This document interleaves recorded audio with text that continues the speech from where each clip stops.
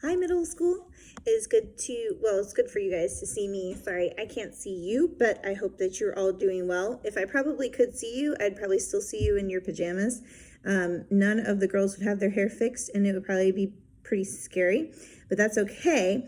I actually got up today, did my hair and my makeup, so I didn't scare you guys, because that's what's most important. Because if you guys had seen me before, you probably would have been like, I don't even know her. Like, is she really Miss Savannah? Is that really who's supposed to be teaching my class? Yes, it is me. So I had to put my face on a little bit so that you guys weren't like scared when you opened it. This is not a horror movie, it's an English video. So I wanted to say hi to you guys, and I wanted to talk you through today's lesson. It is Wednesday, or this is the lesson for Wednesday. You can do it any day of the week, but this is the lesson for Wednesday, April 8th. That's what day it is. All the days are kind of blending into each other. So, but today's April 8th, or that's the day you're supposed to watch the video. So I'm going to walk you through the tenses of verbs. If you are in 7th grade, this is your page today, using verb tenses. All right here, this is your work. If you are in 8th grade,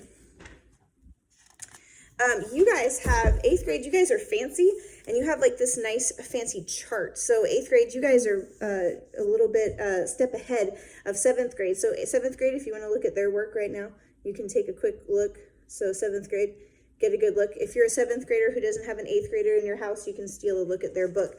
I actually like the way the 8th grade book is set up. I don't know why 7th grade, they didn't give you one of those charts, because they should have. All right, so today we are talking about verb tenses. That does not mean that all of your verbs are tensed up like this. That means that we're talking about the time of your verbs. So when you and I are talking, when you're just talking to someone in general, you automatically change your verbs. You don't even realize you're doing it. You've learned English from listening to other people around you, and you know what is proper and what's not proper.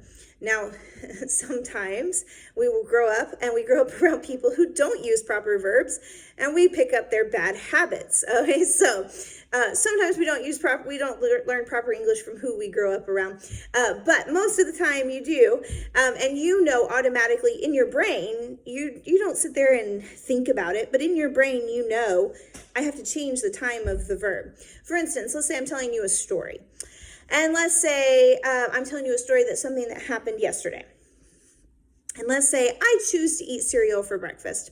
Then I walk around the neighborhood for fresh air and exercise. Okay, well, that makes it sound like that's what I'm doing right now. And clearly that's not what I'm doing right now. I did have cereal for breakfast, but that's not what we're talking about. So I'm not doing that right now. That's a story that I'm telling you about something that I did yesterday, which is the past. So I would change the verbs. I would say I chose to eat cereal for breakfast. Then I walked around the neighborhood for fresh air and exercise. All I did was change my verbs. I went from choose to chose, and from walk to walked. I added my ed there on the past to make that a past tense verb. That's all I did. And I did it automatically. You knew when I was telling you the story that I was talking about something that happened in the past. We don't think about it, we just do it. Well, today we're actually going to think about it. We're going to use our brains, and we're going to actually think about the 6 tenses of verbs, or the 6 times of verbs. Now you would say, but that's kind of confusing, because I get it if it's happening right now, that's the present. I get if it happened like 5 minutes ago or yesterday or last week, that's the past. I get it if it hasn't happened yet, that's the future. But why are there 6 times? We're going to get into that. We're going to talk first about the past, the present, and the future. And then we're going to talk about the other 3 tenses of verbs. So the past, present, and the future simply tell you when something is happening. If you are outside and you kick a soccer ball, I kicked the soccer ball. I did it right now. You can see me. I kick a soccer ball right now. If I'm telling you something that happened yesterday, I kicked a soccer ball. I did it. I haven't kicked the soccer ball yet. I will kick the soccer ball. That's something that's going to happen in the future. All right, so those are the differences in our verbs. We're adding a few things. For the past, we added an ed. For the future, I added a little helping verb will. Now, that's why future tense it's what makes future tense a little bit easier. You always add will, or if you're feeling a little fancy, shall. All right, that's when we have to stick out our pinky. Very rarely in America do we use the word shall, unless you're reading the Bible. In the Bible, they use shall all the time. But you can, if you're feeling fancy and you feel like you need to stick your pinky up in the air and I shall drink tea out of the teacup tomorrow. Cool. If you're going to do that, you can definitely use shall. It is allowed in the English language. But here in America, we normally say will. If you look at someone and you're like, I shall go here tomorrow, they're probably going to look at you and be like, oh, okay, that's cool, weirdo. But you can use it. It is proper English to use shall. So now all of you can be fancy and use shall as much as you would like, because that's the future tense of the verb.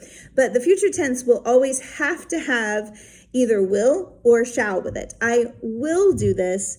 I shall do this, meaning it hasn't happened yet, but I will do it. So just know that if it's going to be the future tense of a verb, if it's going to be the future time of a verb, it has to have the word will or shall. And if it's past tense, you guys have already talked about that, the past tense of a verb. If it's a normal verb, which we talked about, if it's a regular verb, you guys have already done this part, it's going to add an ed on the end.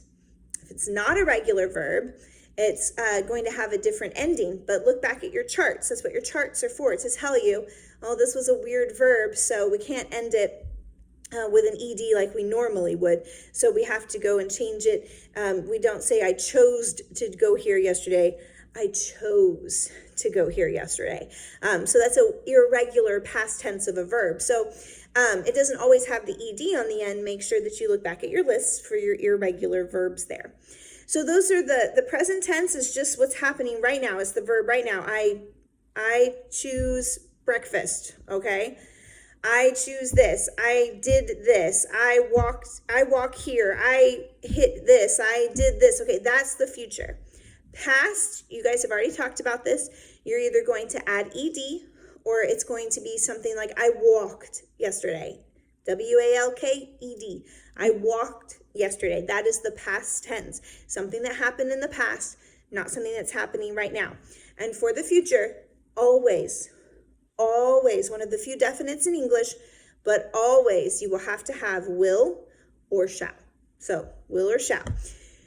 Now, let's talk about the next thing. The next thing we're going to talk about, the last three tenses are what we call the perfect tenses. No, that does not mean that they're very good and they never do anything wrong. That's not a perfect tense. A perfect tense means they are a completed tense.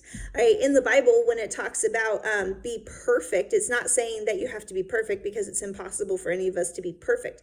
What it is saying is to be completed. All right, and that's what these verbs mean. They don't mean that they're perfect, that these are the best verbs in the world, these are the ones I have to use. No, they are simply a completed form of the verb. Now, I have a little chart to help you. If it is the present perfect tense of a verb, you're going to use the helping verb have. With all the perfect tenses, you have to have a helping verb. For the present perfect tense, have plus the past participle of a verb.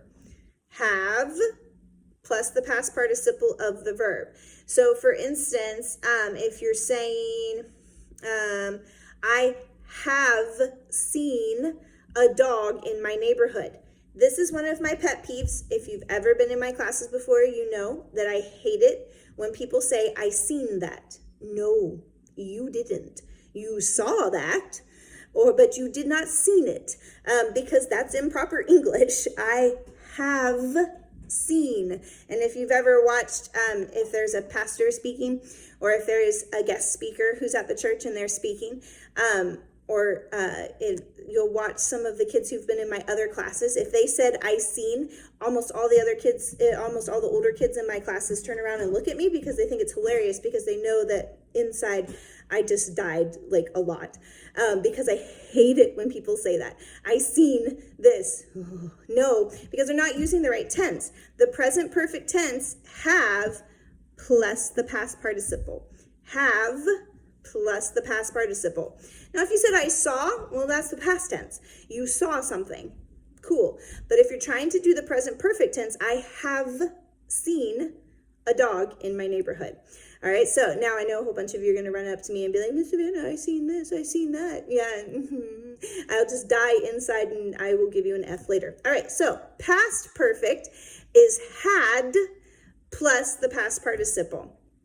I had seen the burglar leave the house. I had seen that. That is in the past. I had seen. I'm not seeing it right now.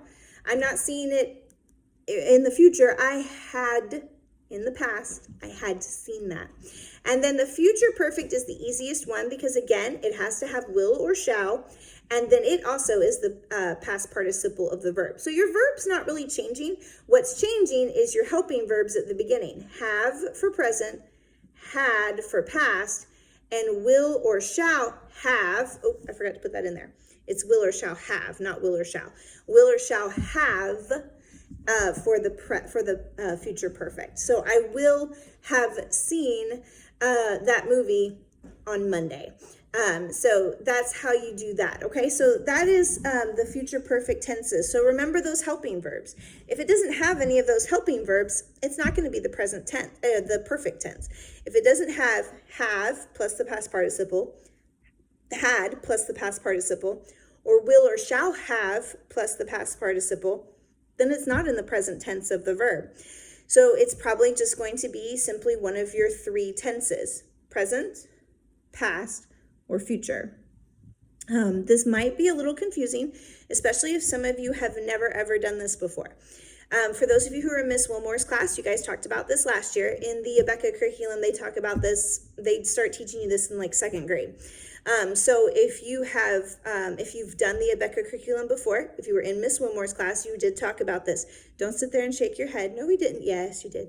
You talked about this. If you were in my 7th grade class last year, we talked about this and we discussed it. But let's say you transferred in this year and it was your first year at our school. You've probably never ever seen this before. And that is okay because we're learning it and we're learning it together. So, well, I'm not learning it. I know it, but the rest of you guys are learning it together. So be strong. So just remember my little hints that I gave you. Also, all of this is written out in your lesson plans this week. I made your lesson plans super detailed to help you. So don't just skip through and look exactly at the bold print what my assignments are for the day. Read all of your instructions.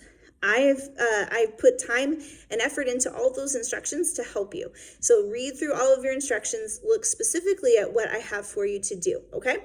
If you need some more help, rewind this video, watch it again, watch it as many times as you need to. That's why I didn't do a live video. That's why I did one here on the YouTube channel that I created, so you guys could watch it as many times as you needed to, because you're probably gonna have to watch it a couple of times. And don't think, if you've never seen this before, oh, it'll be fine. I'll watch the video once. I'll look over my work one time and I'll have it down. No. Psychologists tell us that it takes us about 6 times of repetitiveness of doing something before it actually sticks in your brain. And that's for an average person. If you're not quite average, which, I mean, I don't know how they estimate what an average person is, it's probably going to take you a few more times. I've tried that in studying for my college classes. Trust me, it takes me more than 6 times. So an average of 6 times, probably more, to help something actually stick inside of your brain. And also, don't just hurry through the assignments and then be like, Miss Savannah will correct them all and I'll get them all right. We're going to be taking tests over this. And if you don't do the test well, it's not going to be very good. So make sure that you're actually paying attention, that you're focused on the work. I don't mind correcting your work, but I shouldn't have to correct it too much because you've studied the explanations as much as possible. I get it if you're not an English brain. Oh, Miss Anna, I don't like English. That's cool. I get that. But this is still something that you have to learn to help you sound like an educated human being so that when you leave our school, people don't say, oh, you went to school in Astatula. They can say, oh, well, you actually speak very well for a person who grew up in Astatula. And so hopefully that will help you and help you do well and as you're speaking and as in your writing, because we are still working on our papers. That is still an assignment that is due for your final exam this year. So you are still working on your papers. If you're using the wrong tenses of verbs, I'm going to mark mark it wrong on your papers. So you want to make sure that you're using the proper tenses in your writing, in your speaking, and in all other cases where you are communicating with other people. English is to help us be better communicators, and that's what I'm here to help you guys do. So do your best. Watch this video as many times as you need to. Go back over the lists that I gave you. 8th grade, use this page. This is a huge help, 8th grade. Make sure you're looking this over. 7th grade, make sure you can pause it right there. I gave you all of 8th grade's work, so there you get a little helpful hint into 8th grade.